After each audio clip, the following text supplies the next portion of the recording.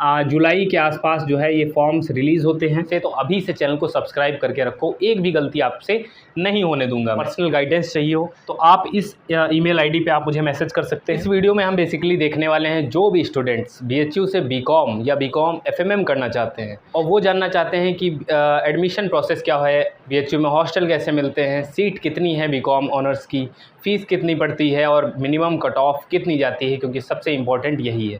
और जो हमारा बीकॉम ऑनर्स कोर्स है वो कहाँ कहाँ अवेलेबल है, किन किन कॉलेजेस में अवेलेबल है जो BHU के अंडर आते हैं, लाइक एफिलेटेड कॉलेजेस। तो सबसे पहले हम बात कर लेते हैं कि एलिजिबिलिटी क्राइटेरिया क्या है। आपको पता है 2 डोमेन और 1 GAT आपको देना पड़ता है, जिससे आपकी जो कट ऑफ ये मैंने लिख रखी है ये आउट ऑफ 750 आपको देखने को मिलेगी।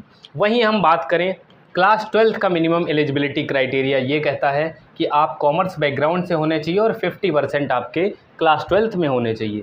वहीं एज की बात करें तो भैया 22 साल से आप ज़्यादा नहीं होने चाहिए, है ना। तो नॉर्मली ऐसा होता है कि हम 22 से कम ही होते हैं। ड्यूरेशन 4 ईयर है, अंडर न्यू एजुकेशन पॉलिसी में आता है, तो आपको कई सब्जेक्ट पढ़ने पड़ सकते हैं और आपको MD भी पढ़ना पड़ेगा, जो कि आपका आर्ट्स फैकल्टी या साइंस फैकल्टी में चलेगा। वो डिपेंड करेगा आप चूज़ क्या करते हैं, ठीक है। इस पर भी कई अलग वीडियो बनाएंगे हम लोग। बीकॉम ऑनर्स सीट की बात कर लेते हैं एक बार। तो कहाँ कहाँ ये कोर्स अवेलेबल है पहले बात करते हैं। Main campus Rajiv Gandhi south campus, जो कि मिर्ज़ापुर में लोकेटेड है। Available in affiliated colleges like DAV, AMPG, VCW, VKM, है ना। तो DAV क्या है, गर्ल्स और बॉयज़ दोनों कॉलेज हैं।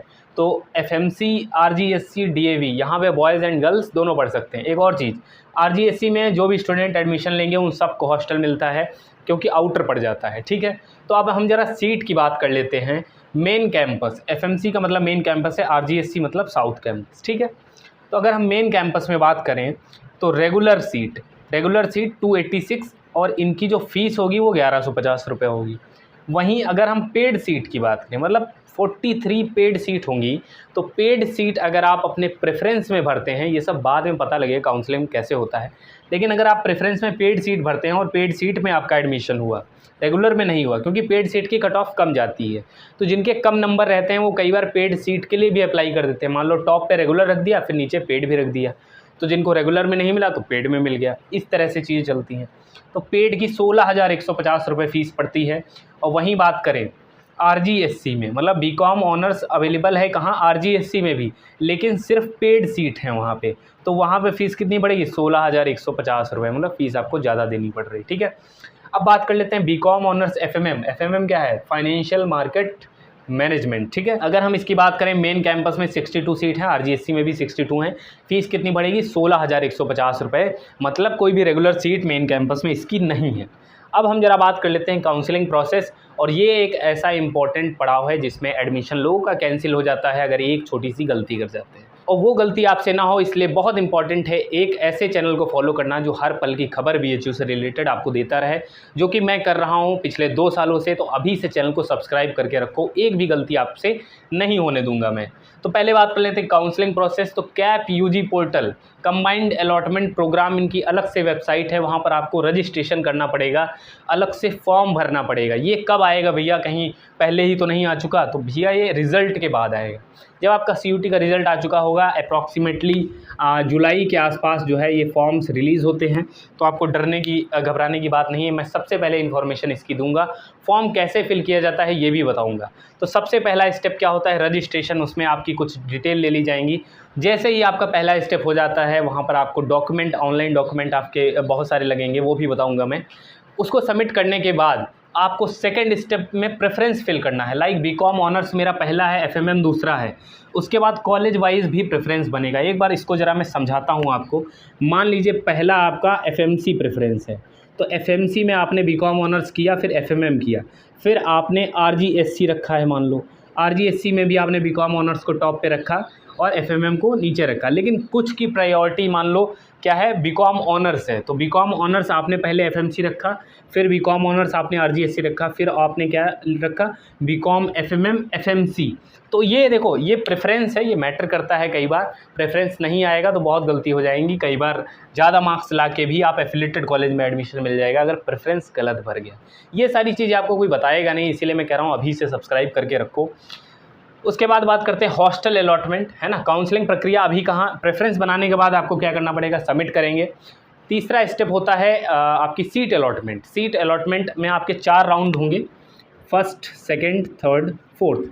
मान लीजिए आपको बीकॉम ऑनर्स एफएमएम फर्स्ट राउंड में अलॉट हो गया, लेकिन आपको बीकॉम ऑनर्स चाहिए ये वाला, तो आप क्या करोगे, अपग्रेड पे लगाओगे। अपग्रेड पे लगाने के लिए आपको पहले पेमेंट करना पड़ेगा। अब मान लीजिए आपको सीट एफिलेटेड कॉलेज में अलॉट हो गई, अब आप सोच रहे हो जब हमारा पहला प्रेफरेंस मिलेगा तब हम पेमेंट करेंगे, ये गलती नहीं करनी है। जैसे ही आप ये गलती कर देते हो आप काउंसलिंग से बाहर हो जाओगे, तो आपको तुरंत से तुरंत क्या करना है, पेमेंट कर देना है, ताकि आप सिक्योर रहे आपकी सीट। फिर आप अपग्रेड पे लगाएंगे, तो मान लीजिए सेकेंड राउंड में अगर कट ऑफ क्लियर हो गई तो आपका अपग्रेड होगा, नहीं क्लियर हुई तो नहीं अपग्रेड होगा। एक और चीज़, मान लीजिए पहले आपने 22,000 रुपये मान लीजिए पेमेंट किया फर्स्ट राउंड में एफिलेटेड का, फिर आपकी मेन कैंपस में सीट अलॉट हो गई और आपका जो पेमेंट था, बचा हुआ पेमेंट, वो कैसे आएगा, वो रिफ़ंड होता है। तो इसीलिए एक और चीज़ इंपॉर्टेंट होती है कि जब आप वो फॉर्म फिल करेंगे और लास्ट में पेमेंट करते हैं, तो वहाँ पे आपसे एक अकाउंट नंबर मांगा जाता है। ध्यान रखें, साइबर कैफ़े वाले भैया का अकाउंट नंबर नहीं देना है, अपना ही देना है, ताकि जब रिफ़ंड आए तो उसी पे आए, है ना, उसी पे आता है। 3-4 महीने लग जाते हैं रिफ़ंड आने में, ठीक है। हॉस्टल अलॉटमेंट की बात करें तो भैया बॉयज़ के लिए तो अभी अलॉटमेंट नहीं होंगे, क्योंकि आपका हॉस्टल नया तैयार हो रहा है, बन रहा है। आपका पुराना हॉस्टल जर्जर हो चुका था, तो ये भैया बन रहा है। गर्ल्स को हॉस्टल मिलेंगे, बट गर्ल्स को बहुत कम हॉस्टल अलॉट होते हैं। रीज़न ये है, सीट नहीं है ना, बहुत कम सीट होती हैं, तो आपके लिए कंपटीशन बहुत ज़्यादा है। अगर आप फर्स्ट या सेकंड राउंड में एडमिशन लेते हैं तो आपको हॉस्टल मिलने के चांसेस ज़्यादा होते हैं। हॉस्टल हालांकि 2 चीज़ों पर डिपेंड करता है, एक 80% आपके मार्क्स देखे जाते हैं, 20% आपका डिस्टेंस देखा जाता है ना। उसके अलावा हॉस्टल में हॉस्टल की फ़ीस की बात करें तो 2875 पर सेमेस्टर फ़ीस होती है। वहीं पे मेस वगैरह का 110 रुपये में 2 टाइम का खाना आपको मिलता है, पर मील 55 रुपये, है ना, पर थाली, जितना मर्जी उतना खा सकते हैं, कोई दिक्कत नहीं है। तो हॉस्टल की बेसिक इन्फॉर्मेशन मैंने आपको दे दी है। बाकी हॉस्टल से रिलेटेड वीडियो देखनी है तो आप एक बार मेरी प्लेलिस्ट चेक करिए, प्लेलिस्ट में आपके सारे सवालों का जवाब मिल जाएगा। बहुत सारी वीडियोज़ हैं, इंटरव्यूज़ भी अपलोड हैं। अब बात कर लेते हैं एक्सपेक्टेड कट ऑफ, जो सबसे इम्पोर्टेंट है। अगर हम मेन कैंपस की बात करें तो ये आउट ऑफ 750 आपके 560 प्लस अगर स्कोर है तो आप सेफ़ स्कोर हैं। इसके अलावा अगर आपको क्या चाहिए, हॉस्टल चाहिए, तो पहले या दूसरे राउंड में एडमिशन मिलेगा तो हॉस्टल मिलने के चांस ज़्यादा होते हैं। पहले दूसरे राउंड की कट ऑफ और ज़्यादा जाती है, ये आपको मैंने थर्ड या फोर्थ राउंड की कट ऑफ बता रखी है, मिनिमम कट ऑफ। लाइक इससे ऊपर ही रहना है, इससे नीचे जाओगे तो खतरा होता है। आरजीएससी की कट ऑफ 490 प्लस जनरल के लिए। ईडब्ल्यूएस की बात करें तो 525 और इधर 465। इसकी कट ऑफ इसलिए कम है क्योंकि मिर्ज़ापुर में पाया जाता है, और मिर्ज़ापुर वाराणसी से लगभग 70 किलोमीटर पे है, थोड़ा आउटर पड़ जाता है। हालांकि हॉस्टल सबको मिलता है, ठीक है।